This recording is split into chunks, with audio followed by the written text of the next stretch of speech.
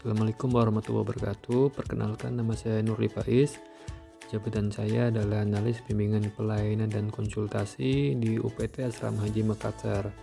Saya adalah peserta pelatihan dasar calon pegawai negeri sipil atau LACAR CPNS tahun 2022 angkatan 2 kelompok 3 di Balai Diklat Keagamaan Makassar.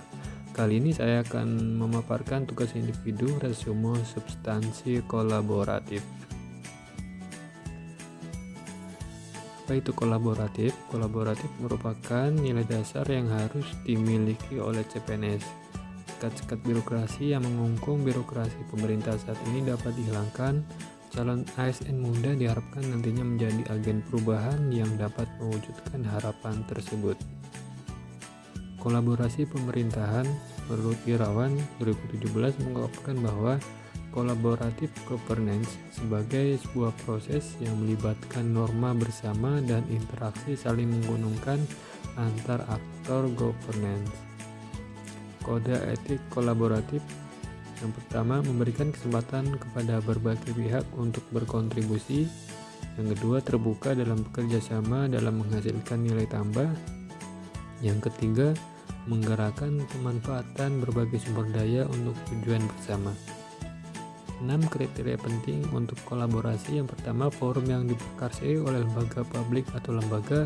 2, peserta dalam forum termasuk aktor non-state. 3, peserta terlibat langsung dalam pengambilan keputusan dan bukan hanya dikonsultasikan oleh agensi publik. 4, forum secara resmi diatur dan bertemu secara kolektif. 5, forum ini bertujuan untuk membuat keputusan dengan konsensus, bahkan jika konsensus tidak tercapai dalam praktek. 6, fokus kolaborasi adalah kebijakan publik atau manajemen. 3 tahapan dalam melakukan asesmen terhadap tata kelola kolaborasi. Yang pertama, mengidentifikasi permasalahan dan peluang. 2, merencanakan aksi kolaborasi. 3, mendiskusikan strategi untuk mempengaruhi. Panduan perilaku kolaboratif.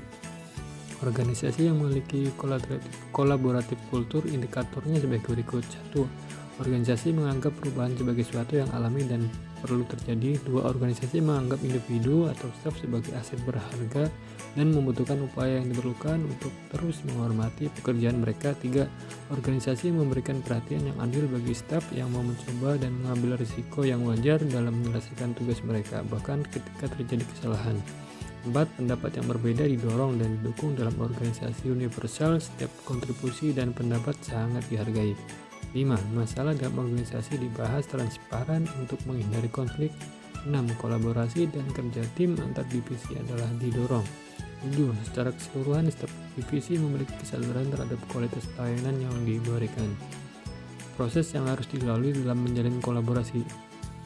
1, trust building, membangun kepercayaan dengan stakeholder mitra kolaborasi.